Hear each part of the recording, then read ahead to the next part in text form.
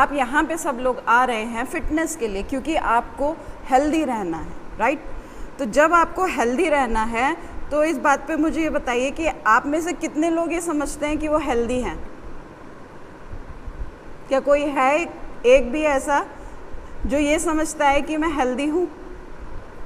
आप क्यों नहीं समझते आप हेल्दी हो? आप सर हिला रहे हो। प्रॉब्लम है इसीलिए। जी देखिए, आप सही कह रही हैं कि आप हेल्दी नहीं हो, इसके लिए आपका शरीर आपको बताता है कैसे? आपके सर में दर्द है, ठीक है, आपके पेट में दर्द है, या आप ओबीज हो, मोटापा चढ़ रहा है, या फैटी लीवर है, ये जो बड़ी कॉमन सी चीज़ें हैं आजकल। तो ये आपकी बॉडी आपको खुद सिग्नल्स देती है टाइम टू टाइम। देखिए, महीनों 2 महीनों में कभी आपके थोड़ा बहुत कहीं दर्द हुआ तो चलिए वो एक्सेप्टेबल है, लेकिन अगर यही दर्द आपके बॉडी में जल्दी जल्दी हो रहा है तो इसका मतलब कुछ ना कुछ तो गड़बड़ है ना, समथिंग इज़ रॉन्ग इनसाइड। तो अगर आप उस समय पे इस चीज़ को पकड़ लेंगे तो फिर यही चीज़ हो सकता है आगे चल के कोई बड़ी बीमारी में बदल जाए, लेकिन अगर आपने वहीं उस चीज़ को पकड़ लिया तो आपको कोई बड़ी बीमारी आगे नहीं होगी। यही हेल्दी रहने का मतलब होता है। और उसके लिए आपको क्या करना पड़ेगा? हेल्दी रहने के लिए 4 चीज़ें बहुत ज़्यादा इम्पॉर्टेंट होती हैं। मार्क करना, ठीक है। कहते हैं हेल्थ जो है वो आपको अर्न करनी पड़ेगी।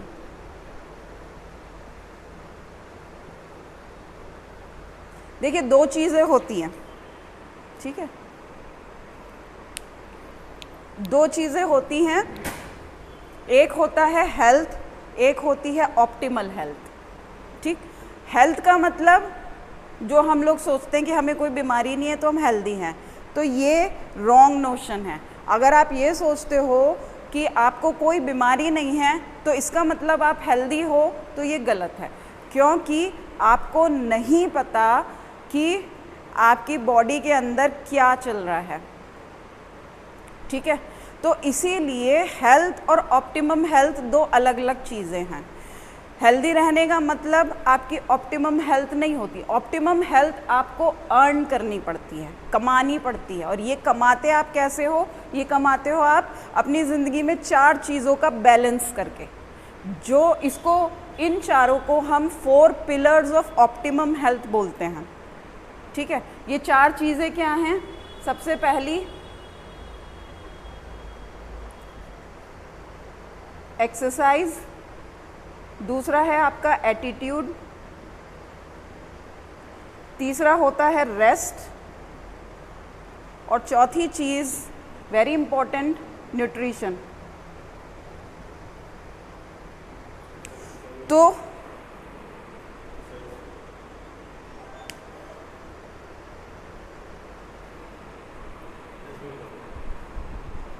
क्या हुआ? क्या हो गया? EXERCIS, ठीक है, कोई नहीं, होता है। ओके, तो सबसे पहली चीज़ जो आपकी हेल्थ को बेटर बनाती है वो है एक्सरसाइज। अब एक्सरसाइज आप घर में भी थोड़ी बहुत एरोबिक कर सकते हैं, आप वॉक भी कर सकते हैं, साइकिलिंग, स्विमिंग, रनिंग, ये सब एक्सरसाइज का पार्ट है। आप जिम भी आ सकते हैं, ठीक है।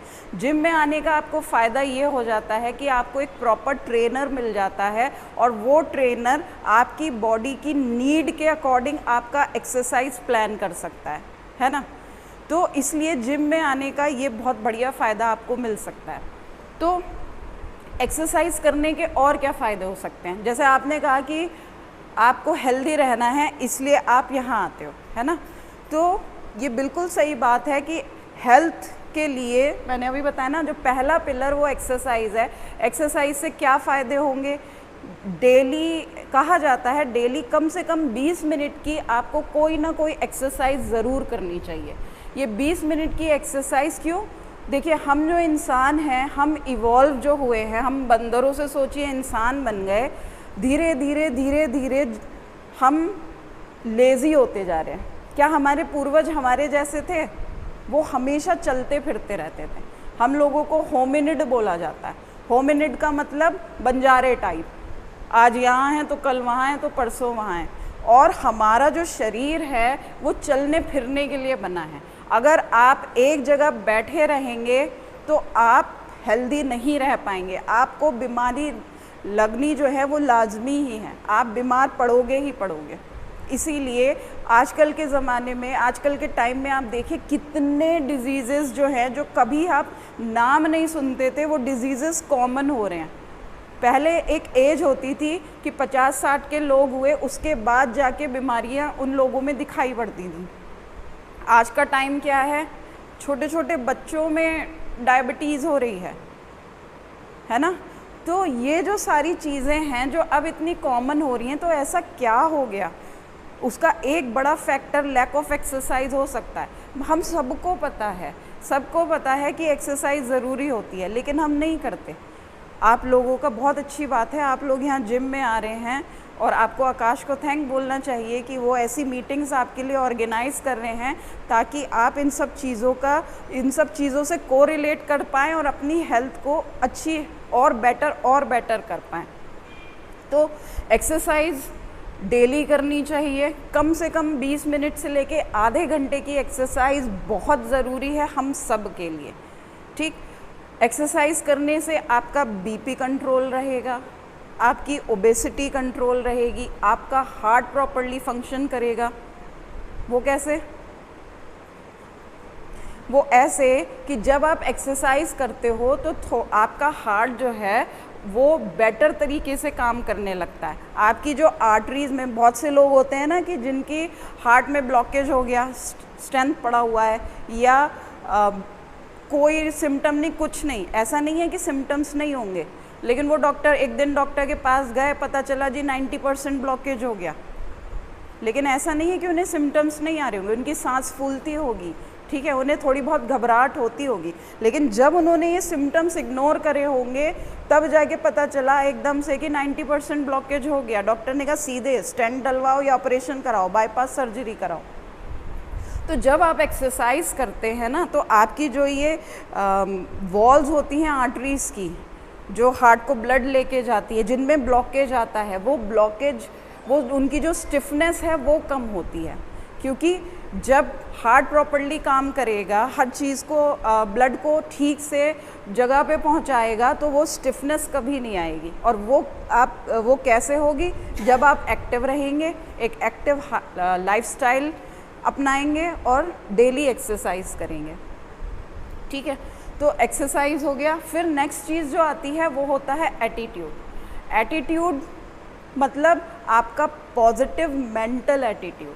यानी अगर आप सोचिए आजकल के टाइम में नेगेटिविटी कितनी भरी हुई है ना, इतनी ज़्यादा नेगेटिविटी है। ये नेगेटिविटी हमारी सोच में भी है।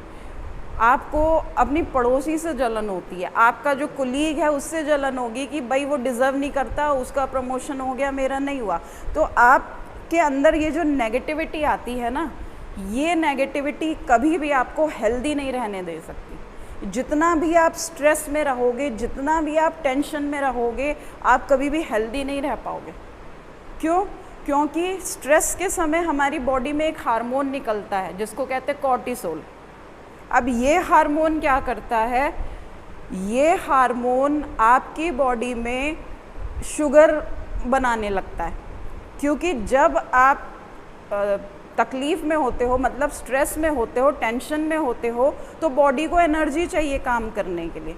और जब बॉडी को एनर्जी नहीं मिलती तो वो जो भी प्रोटीन है या जो भी फैट है उससे नया ग्लूकोज बनाने लगता है।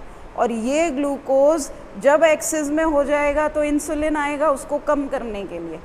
तो ऐसे में आपका इंसुलिन हाई रहने लगता है। एक स्टेज आती है इंसुलिन रेजिस्टेंस की।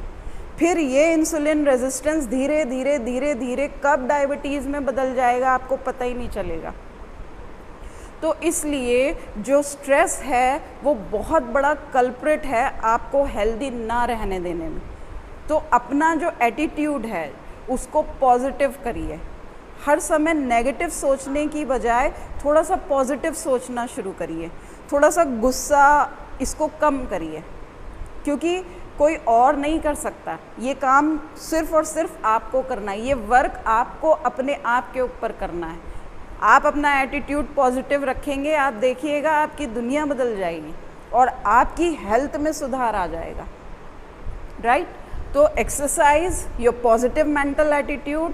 Third thing is rest. Rest मतलब आराम।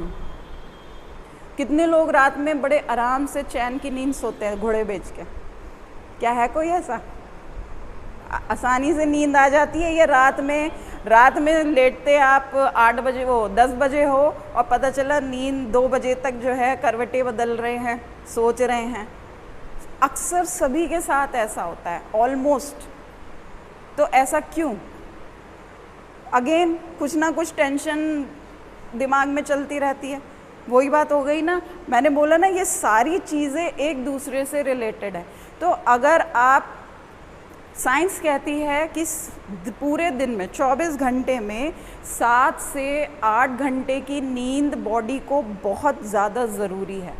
अगर आप ये 7 से 8 घंटे की नींद प्रॉपरली नहीं लेंगे तो आप बीमार हैं, आप हेल्दी नहीं रह सकते। और ऐसा क्यों? नींद से ऐसा क्या रिलेशन है?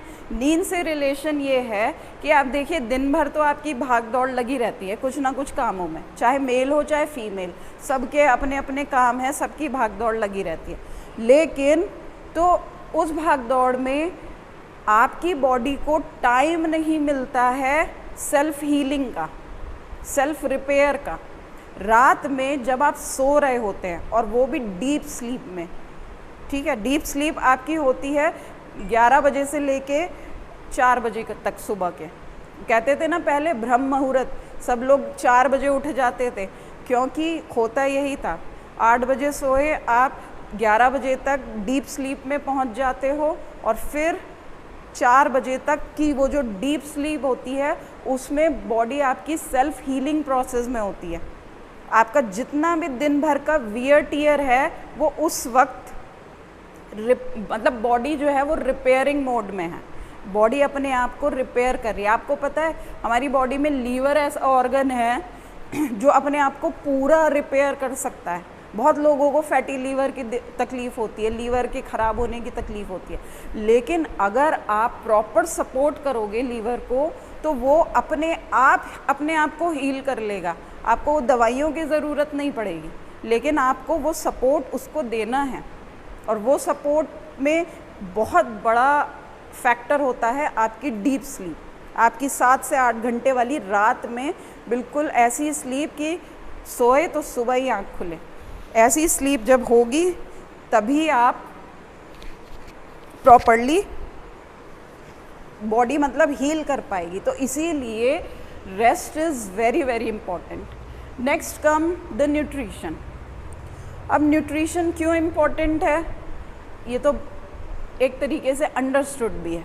देखिए, न्यूट्रिशन मतलब जो आप खा रहे हैं उससे जो पोषक तत्व आपको मिल रहे हैं वो बॉडी को आपकी हेल्दी रखने में हेल्प करते हैं। अब न्यूट्रिशन का मतलब है आपकी डाइट। अब डाइट हमें कैसी लेनी चाहिए? Balance diet.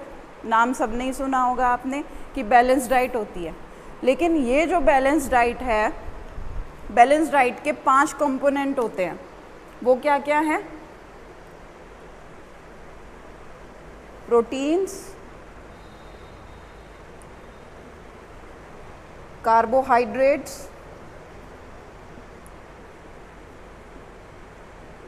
फैट्स, विटामिन्स और 5th है मिनरल्स। ये 5 कंपोनेंट हमारी बैलेंस डाइट का हिस्सा है। और इसके साथ साथ पानी, पानी बहुत ज़्यादा ज़रूरी है। हमारी बॉडी 70 to 75% पानी की बनी हुई है। पानी हमारे हर एक सेल की ज़रूरत है बॉडी की। तो इसीलिए आप देखिए आपने बहुत देर से पानी नहीं पिया हो तो थोड़ा सा सर में दर्द सा रहता है, कभी कभी चक्कर भी आता है, अगर आपकी बॉडी डिहाइड्रेटेड है तो वो प्रॉपरली काम नहीं कर सकती। और वैसे भी कहा जाता है ना कि खाने के बिना इंसान हफ्ते भर तक सरवाइव कर लेगा, लेकिन पानी के बिना वो 3 दिन से ज़्यादा सरवाइव नहीं कर सकता है। हमारी बॉडी डिहाइड्रेट होके हमारे अंदर सेल किल हो जाएंगे तो हम भी मर जाएंगे। इसलिए पानी एक बहुत ज़रूरी कंपोनेंट है।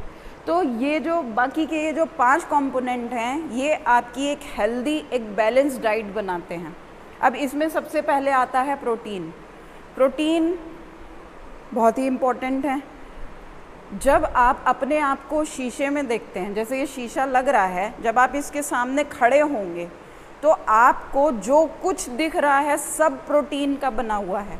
I mean your hair, your nail, your skin, सब कुछ प्रोटीन का बना हुआ है। जब सर से पैर तक का हर चीज़ आपकी प्रोटीन की बनी हुई है तो आप खुद समझ लीजिए कि प्रोटीन कितना ज़रूरी है। प्रोटीन चाहिए आपको ग्राम पर केजी बॉडी वेट, यानी जितने किलो के आप हैं, ठीक है, आप अगर मान लीजिए 60 किलो के हैं तो उतने ही ग्राम प्रोटीन, यानी 60 ग्राम प्रोटीन आपको डेली आपकी रिक्वायरमेंट है।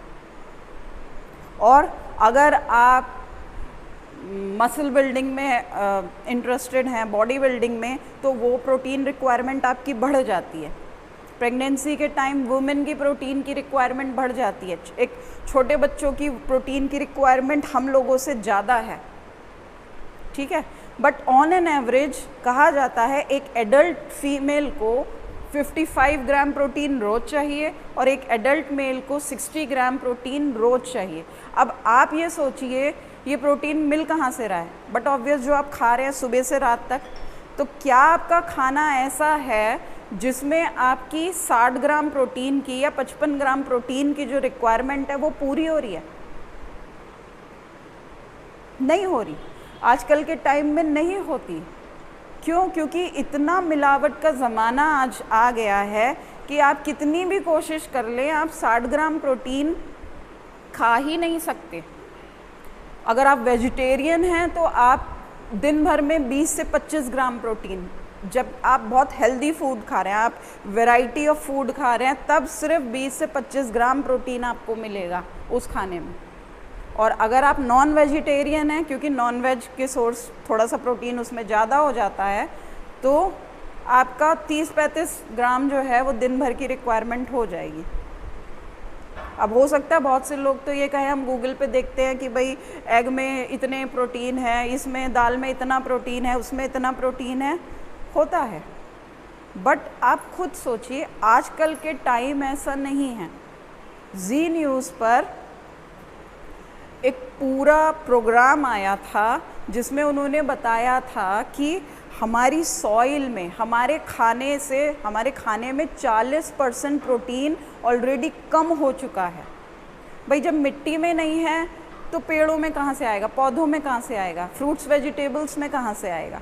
और जब फ्रूट्स वेजिटेबल्स में नहीं हैं तो हमारे लिए सोर्सेस तो वही हैं।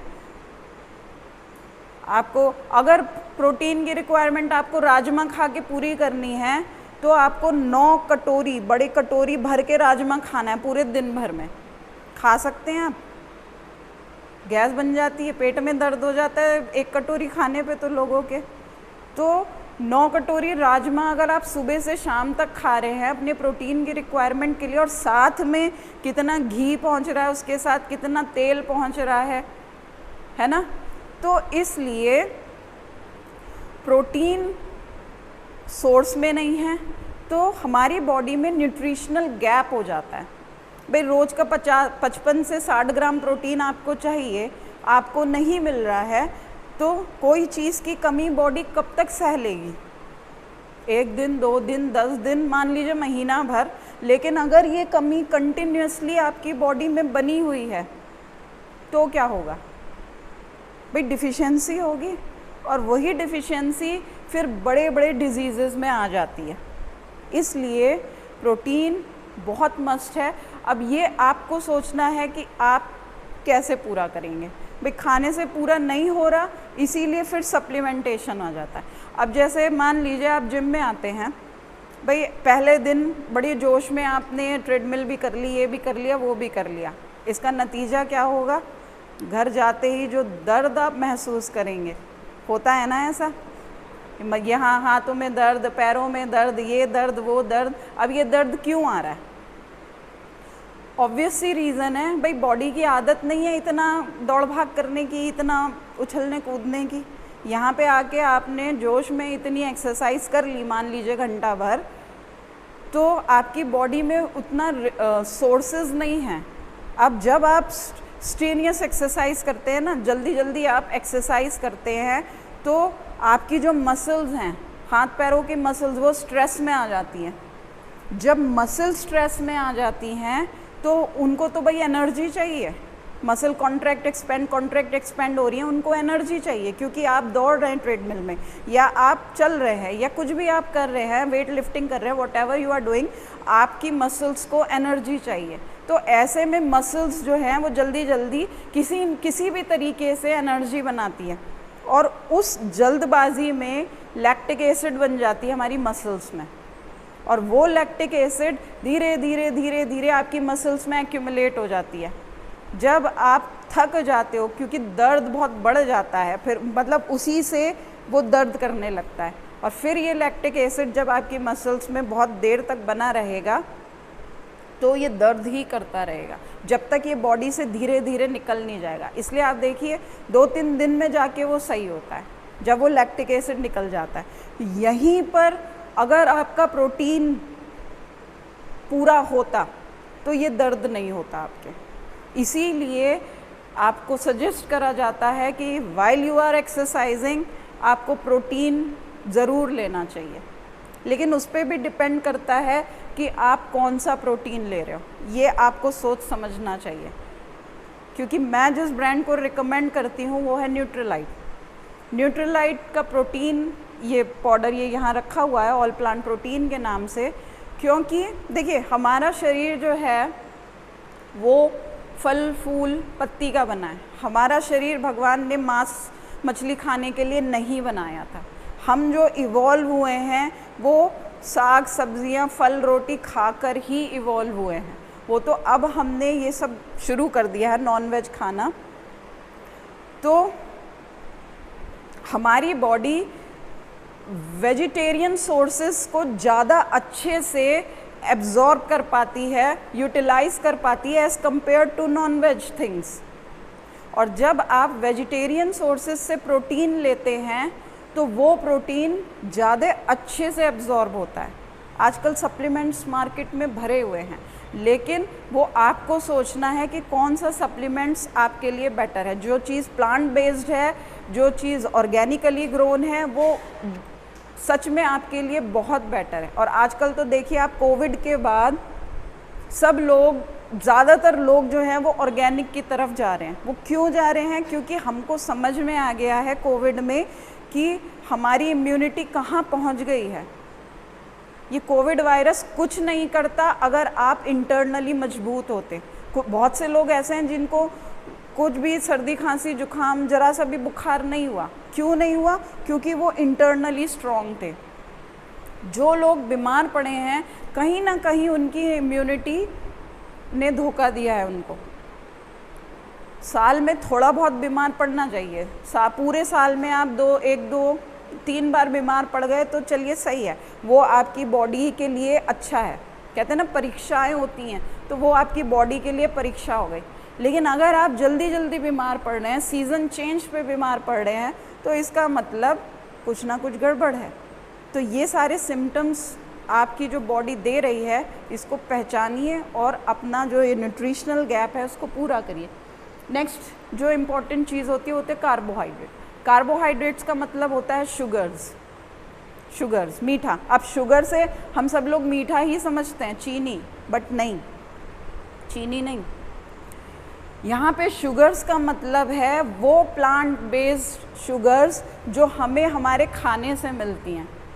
कुदरत में हर चीज़ में शुगर है, हर चीज़ में। आप आलू खाते हो, चावल खाते हो, गेहूं का आटा खाते हो, सब में शुगर है। हमारी बॉडी कॉम्प्लेक्स शुगर को सिंपल शुगर में ब्रेक करके एनर्जी बना लेती है, और जितनी सिंपल शुगर आप खाओगे उतना ही डायबिटीज़ के चांसेस बढ़ जाते हैं। तो आजकल डायबिटीज़ के चांसेस क्यों बढ़े हैं? हम लोग जंक फूड बहुत ज़्यादा खाने लगे हैं। जंक फूड क्या है? It is packed with too much of sugar, too much of salt and too much of bad fat. तो ये शुगर, ये सॉल्ट, ये बैड फैट मिलके आपकी बॉडी को ओबीज बना रहा है, मोटापा ला रहा है, और ये मोटापा कहीं ना कहीं आपको बीमारी की तरफ धकेल रहा है। हर बीमारी का शुरुआत होती है इन्फ्लेमेशन से। इन्फ्लेमेशन मतलब सूजन, और ये सूजन आपके इंटरनल बॉडी में रहती है, आपको पता ही नहीं चलता। तो कार्बोहाइड्रेट का एज सच आपको सप्लीमेंट्स लेने ज़रूरी नहीं होते हैं, क्योंकि कार्बोहाइड्रेट हर चीज़ में है, हर खाने, हर फल, हर सब्ज़ी में है। और ऊपर से आप कोल्ड ड्रिंक पी रहे हो, आप फ्रूट जूसेस पी रहे हैं, जो बाज़ार में कोल्ड ड्रिंक मिलती है, क्या कभी आपने उस कैन के पीछे उसके कॉन्स्टिट्यूएंट्स पढ़ के देखे? कभी पढ़ के देखिएगा। ये मेरी रिक्वेस्ट है आप सबसे। आप बाज़ार से नमकीन, बिस्किट जो भी ख़रीद के लाते हैं, चिप्स, उसका पैकेट को ज़रा पीछे करके देख लिया करिए। उस पर ट्रांस फैट होगा। ट्रांस फैट मतलब बैड फैट। एक चिप्स के पैकेट से इतना सारा बैड फैट आपको मिल जाता है, इतना सारा सॉल्ट और शुगर आपको मिल जाता है, क्योंकि सॉल्ट, शुगर प्रिजर्वेटिव का काम करते हैं।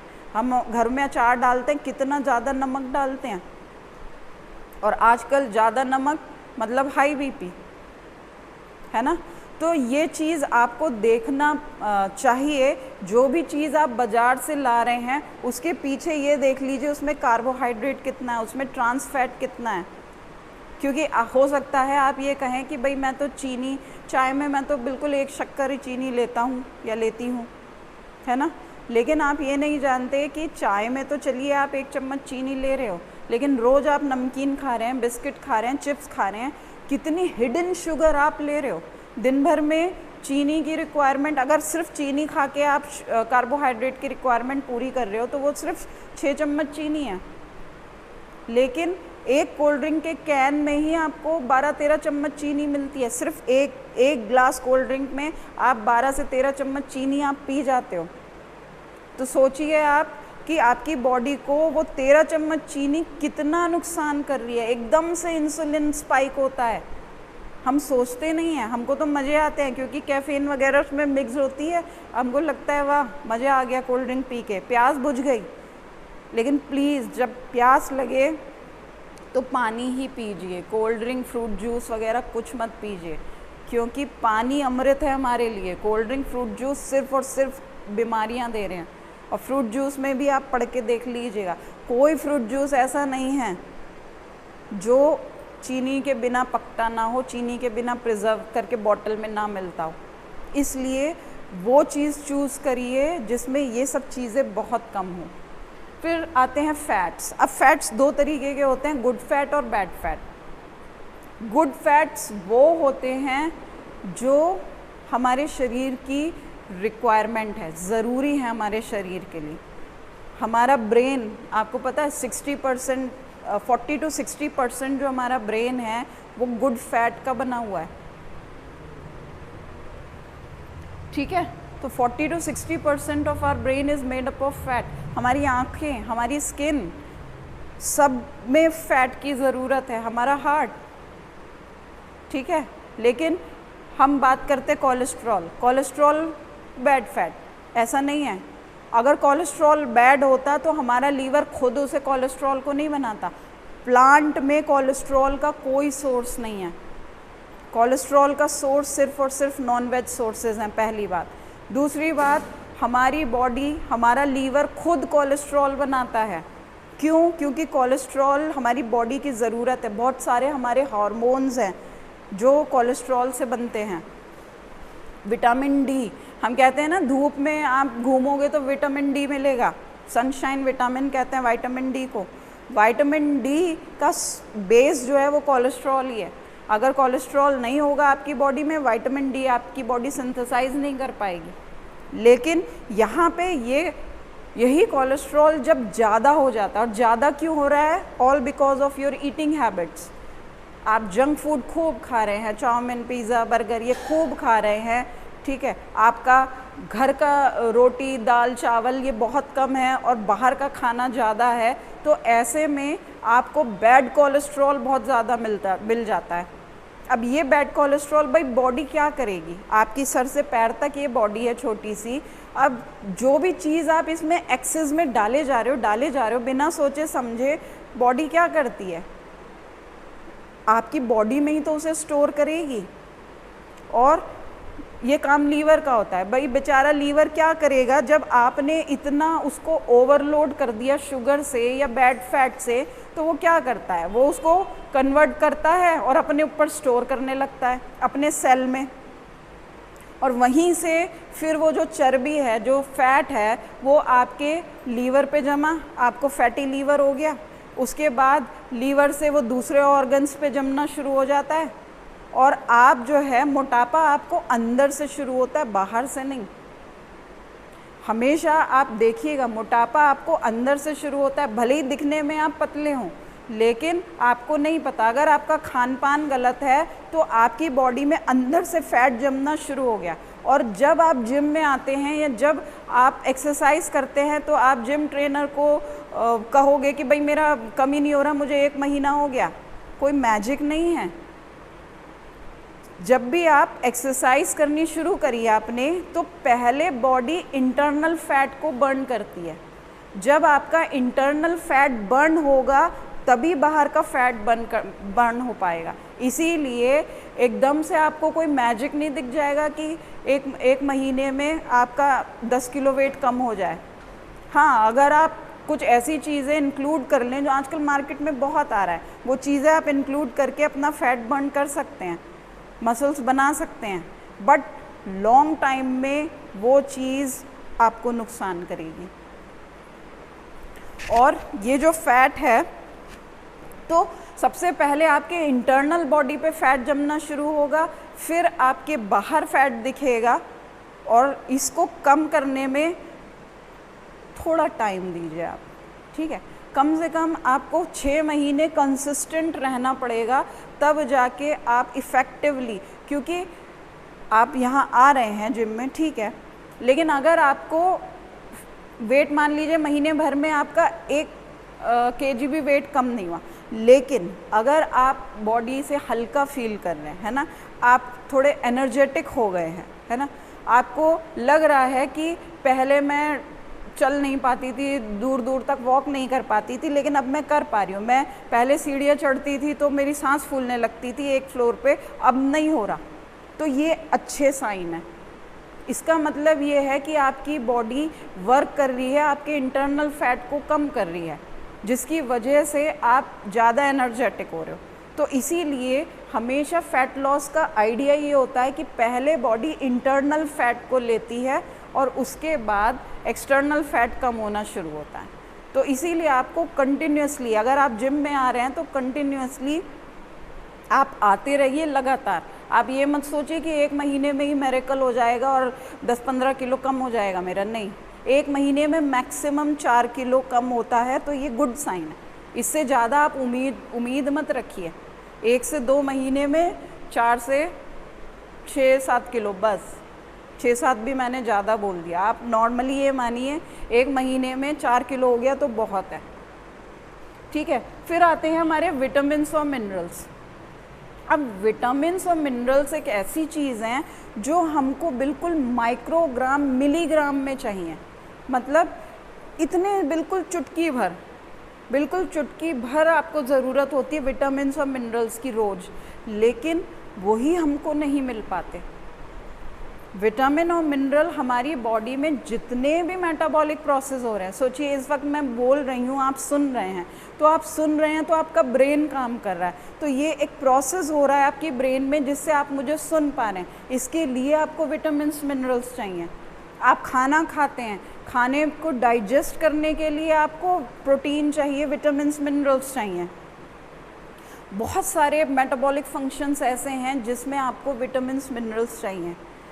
तो बिल्कुल माइक्रोग्राम मिलीग्राम क्वांटिटीज़ में चाहिए, इसीलिए हम इसको माइक्रोन्यूट्रिएंट्स बोलते हैं।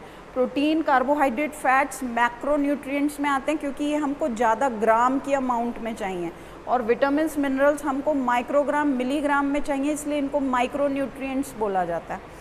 तो ये जो हैं ये हमारी बॉडी में डिफरेंट फंक्शन करते हैं। आपने सुना होगा vitamin A, vitamin B, C, D, E, K, ठीक है, और विटामिन बी जो है वो फर्दर 8 तरीके का होता है।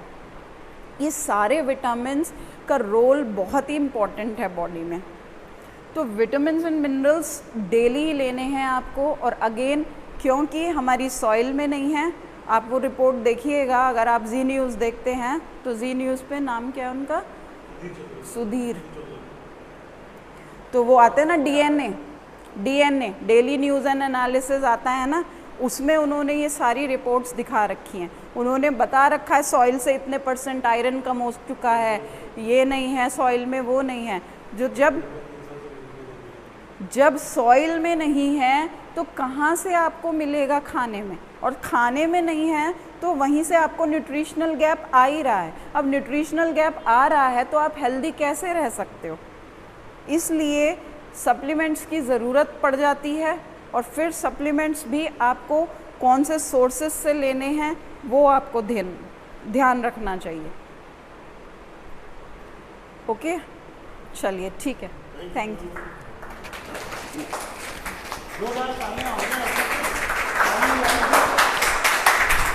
ताली बजाने से 52 तरह की बीमारियां जो है दूर होती हैं, आपने सुना होगा शायद। ठीक है, मैं 2 मिनट और लूँगा आप लोगों के।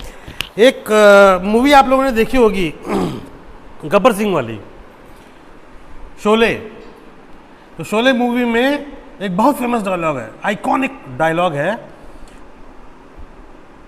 क्या है, तेरा क्या होगा कालिया। सुना है सर आपने? तो कालिया क्या बोलता है, सरदार मैंने आपका नमक खाया है तो अब गोली खा, नमक ज़्यादा खाओगे तो गोली खानी पड़ेगी। समझो आप, ये खाने का, और डॉक्टर साहब ने इतना बेहतरीन तरीके से सब कुछ इलैबोरेट करके बताया। हालांकि ये टाइम इनके लिए कम था, क्योंकि जब ये इसके ऊपर और ज़्यादा डेप्थ में बोलेंगी तो आपको लगेगा कि भगवान सो जाएं क्या। मतलब इतना ज़्यादा नॉलेज देने की कोशिश करते हैं हम।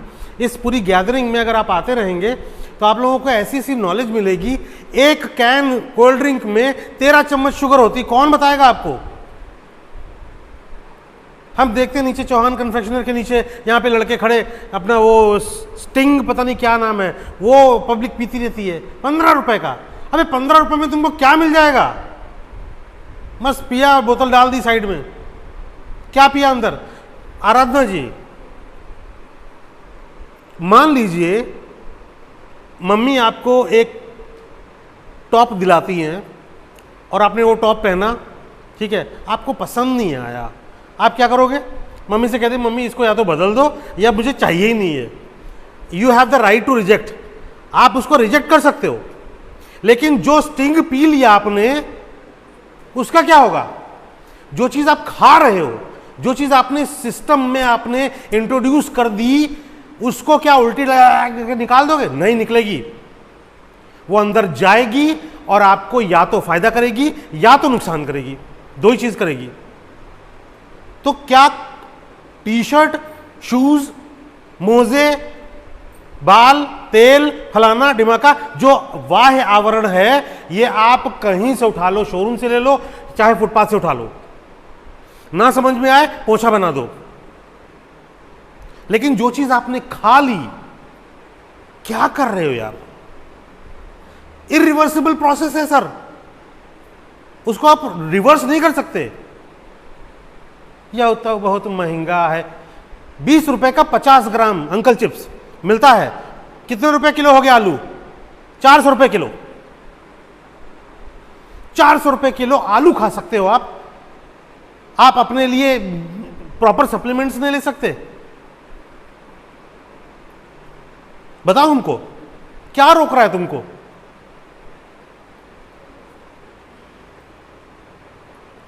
हर चीज़ में, every damn thing in the market. जो ट्रेडिशनल मार्केट में आपको जो सामान मिल रहा है, आप प्लीज़, जैसे उन्होंने बोला, आप कोई भी चीज़ उठा के उसके पीछे के इंग्रेडिएंट्स देख लीजिए। वही पीडियाश्योर, वही प्रोटीन एक्स, वही पेप्सी, वही cola, Milo, Bournvita, Horlicks, Complan, sugar content देखिएगा पीछे उसमें। हमारा सिर्फ आप लोगों से एक अनुरोध है कि प्लीज़ आप लोग जब पैसा दें, हम लोग कहीं पैसा कहीं पेड़ से तोड़ के लाते हैं क्या भैया? हम लोग कमा के लाते हैं ना, मेहनत से कमाते हैं ना। तो जब पैसा, वो पैसा जो आपने मेहनत से कमाया है, उस पैसे को जब खर्च करने की बारी आए तो दिमाग लगाओ ज़रूर। प्राइस वो चीज़ है जो आप पे करते हो, वैल्यू वो चीज़ है जो आप को मिलती है। प्राइस देने के टाइम पे वैल्यू कितनी मिल रही है हमेशा ध्यान रखना, खासकर उन चीज़ों में जो आप खा रहे हो, जिसको आप रिवर्स नहीं कर सकते। टी शर्ट हम फुटपाथ से उठा लें 100 रुपए की, टी शर्ट हम शोरूम से उठा लें 10,000 रुपए की, कुछ फर्क नहीं पड़ता है। लेकिन हम जो चीज़ खा रहे हैं वो सर्वश्रेष्ठ होनी चाहिए, क्योंकि हम उसको वापस नहीं कर सकते। और सर्वश्रेष्ठ चुनने के लिए आपको जिद करनी पड़ेगी, ऐसे नहीं होएगा। चलो यार, तुम बहुत दिन से कोल्ड ड्रिंक ना पिया हो, चलो। ठेठ बनना पड़ेगा, जिद करनी पड़ेगी, अपने आप से वादा करना पड़ेगा कि ना, हम ले ही नहीं सकते भैया, दूर रखो इसको। सर्वश्रेष्ठ बनने के लिए जिद करनी पड़ेगी। और आपको नहीं अगर विश्वास है, मैं अगली मीटिंग में सर्वश्रेष्ठ पे भी कुछ बताऊंगा, आप लोग प्लीज़ ज़रूर आइएगा। बड़ा अच्छा लगा आप लोगों से मिलके, आपका बहुत बहुत धन्यवाद।